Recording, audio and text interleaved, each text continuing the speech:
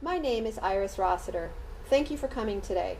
Sadly, every day, hundreds of children are seriously injured and many even die from preventable hazards and conditions. For over 30 years, Don Keenan has been one of the best trial lawyers in America.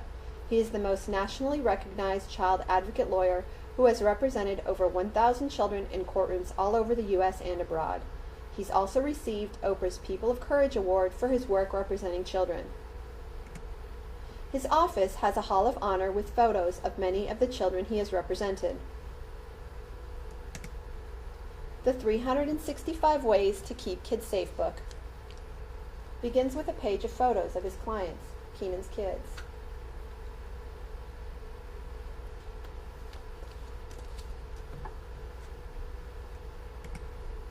After concluding his 30th playground injury case, Don had enough and got mad. "We must do better to protect our children," Don said. His nonprofit organization, Keenan's Kids Foundation, launched a playground safety project to make playgrounds safe by giving parents, family, and caregivers the tools to prevent these serious injuries and deaths. Now, let's look as Don Keenan is being interviewed on the Today Show with Matt Lauer regarding playground safety.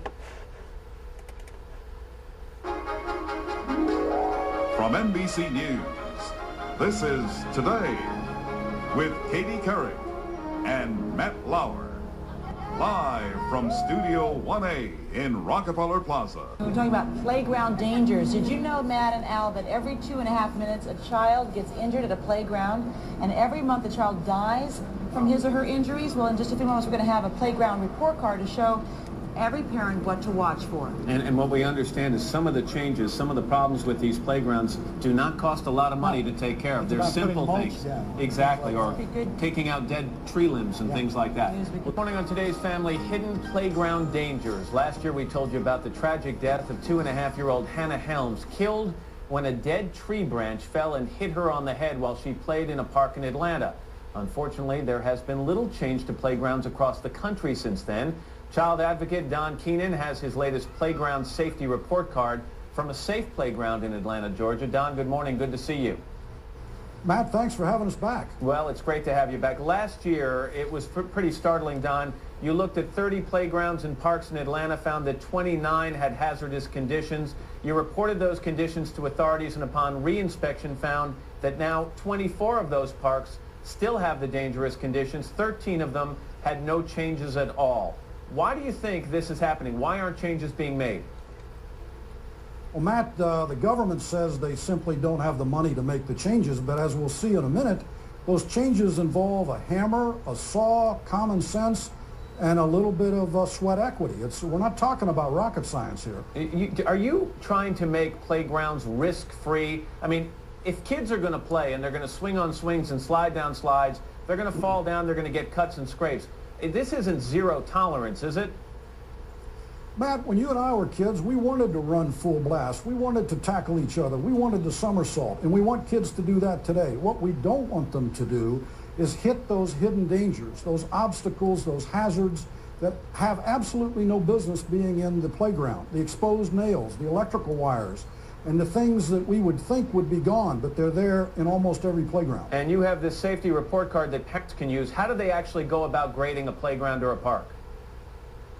Well, it's a 10-point category, and it's no-brainer. There's no gray mark when it comes to safety. It either passes or it fails. It's just that simple. It's either dangerous or it's not dangerous. And parents can get a hold of this report card and go to their local park. Let's talk about some of those specific categories. First of all, you tell parents, make sure you look at gaps and spaces. What do you mean by that? Well, this is just how easy it is. This is an S-hook, Matt. Every playground has it, and we see that the gaps are closed. This is an S-hook that's worked its way open over a period of time. Now, why is this important? Because last year, 2 children got their clothes caught in the open gap and strangled to death. The leading cause of death in a playground is from being strangled. And as we can see here, virtually every piece of movable playground equipment, in fact, has an S-hook on it. And how difficult is it, Matt, to take a vice grip and to make these things become closed again? That's just how easy it is. Don, another category you tell parents to be aware of is tipping dangers. Check the condition of equipment and look for tipping dangers. Give me an example of that. Well, we're here in the Paces Academy playground, which is safest you'll ever see. And Matt, you and I, on our best day, couldn't tip this thing over. I mean, it is as solid as a rock. It's got a smooth surface to it. There's no broken pieces to it. And it's not going to tip over like we see in a lot of the swing sets that are old, where two kids can literally, by going back and forth, can tip it over. And the other category, and we talked about this in the introduction, Don, this idea of dangerous tree limbs. I mean, parents have to not only look at ground level at what they're seeing, they've got to look up around them and see if anything can fall on their children, because we had that tragic story of the 2.5-year-old girl dying. Well, Matt, our law firm represented Hannah, and let me tell you, she didn't need to die, because the experts tell us to look for the 3 Ds. That is diseased, dying, and dead tree limbs. Tree limbs don't fall out of the sky overnight. They give us signs. And if we can look at this tree behind us, you'll see that they've taken good care of this tree. They've actually chopped off the bad tree limbs where you see the new branches coming out. And in over a third of the parks that we inspected this year, we had dangerous tree limbs lurking right up above park benches, swings, and slides. 1/3 of the parks today had dangerous tree limbs. A lot of playgrounds and parks don't have lights, which is a good thing, so kids can extended hours, but it also presents a possible hazard, and that is of exposed wires. How often do you find that? Matt, shockingly this year, 4 of the playgrounds had completely exposed, electrified power sources right at ground level, exactly where you'd expect the children to play. And this is not the kind of current that you and I have in our homes. This is industrial current that can kill a child, and yet it exists today. That's things that parents don't look for. They assume somebody covered the plate, and they assume that there's no exposed electrical wires. I've just got 10 seconds left on trip hazards. What are a couple that should come to mind for parents?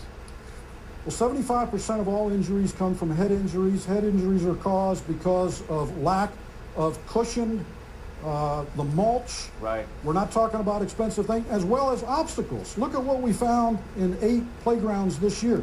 We found cinder blocks right out in the middle.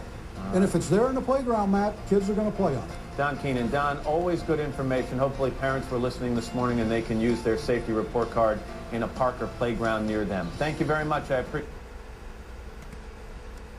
Since the Playground Project, the Keenan's Kids Foundation, started in 1992, has been dedicated to child safety. The 365 Ways to Keep Kids Safe book is a national bestseller and speaks to every possible hazard that can hurt and kill a child, ages birth to 16 years old. The book is divided into 7 sections, each is color-coded. The home, the neighborhood, recreation, school and daycare, transportation, hidden predators, and epilogue.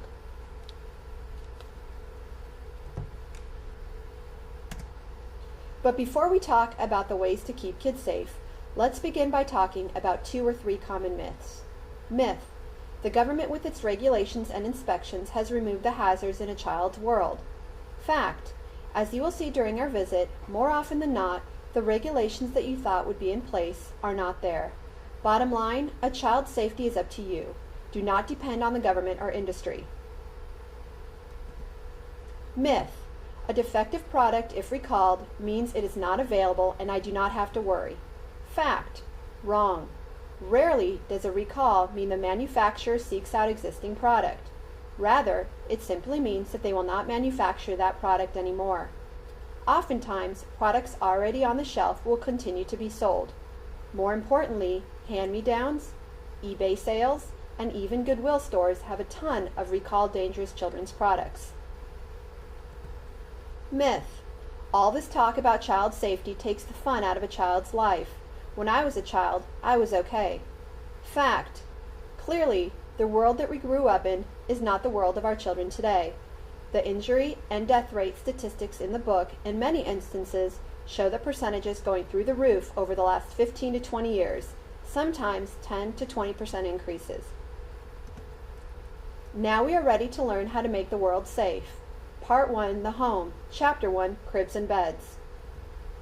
26 children die each year, and over 15,000 are hospitalized from crib injuries. A simple checklist will help prevent these injuries. Let's review 3 of 10 that are in the book. Safety tip number 1 of our 365 ways to keep kids safe tips is no older or used cribs with decorative cutouts. These types of cribs can cause the infant's head and clothing to get caught, which can result in strangulation by asphyxiation. Safety tip number 2 is to check for recalls. As you'll see, there's a website to check for recalls and hundreds of other websites throughout the book. You don't even need to type in a website because with the purchase of a book, when you call or write us, we will send you a free CD that has hyperlinks to all the websites in the book. Safety tip number 10 is no missing screws or bolts. Chapter 2, Flammable Clothes. 30 years ago, Congress banned the sale of all cotton bedclothes. Prior to that time, over 60 children died each year from flammable clothes that were ignited by space heaters, fireplaces, and other combustible forces. We went nearly 30 years with no reported deaths until 2002, when the federal agency lifted the ban and permitted cotton bedclothes to be sold. Now, 80% of all bedclothes sold in America are dangerous because they are made of cotton. Here is an example of child bedclothes. Notice the warning tag. It clearly says, this garment is not flame resistant.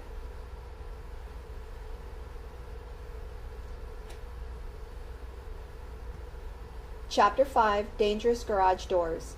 Surprisingly, since 1982, 60 children have died from garage doors, primarily for 2 reasons: the old heavy garage doors and garage doors that do not have a triggering mechanism.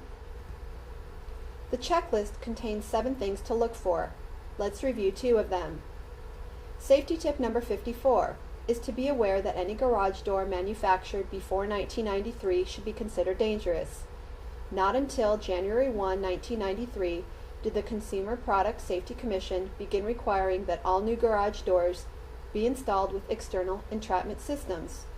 These required systems monitor movement through a beam or sensor, and if an object is in their way, the garage door reverses to the full open position. In practice, if a child comes near the beam or sensor while the door is closing, the door will automatically reopen. Prior to 1993, these safety mechanisms were not required. Safety tip number 56 is to mount the keypad wall control at least 5 feet off the floor so that your children cannot reach it. 24 children die each year, and 3,500 catastrophic injuries occur from carbon monoxide exposure. Remember, children's immune systems are not fully developed until their late teens, so they are far more susceptible to carbon monoxide danger than we are. Safety tip number 74 is to install carbon monoxide detectors in all sleeping rooms.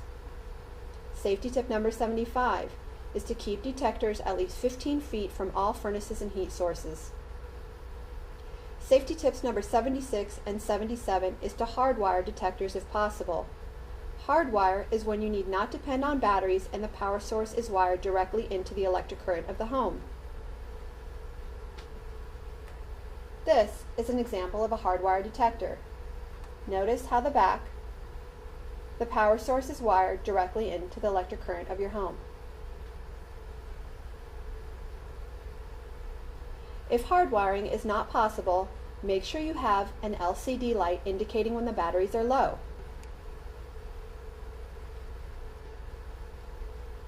Notice on this battery operator detector, it has an LCD light to indicate when the batteries are low.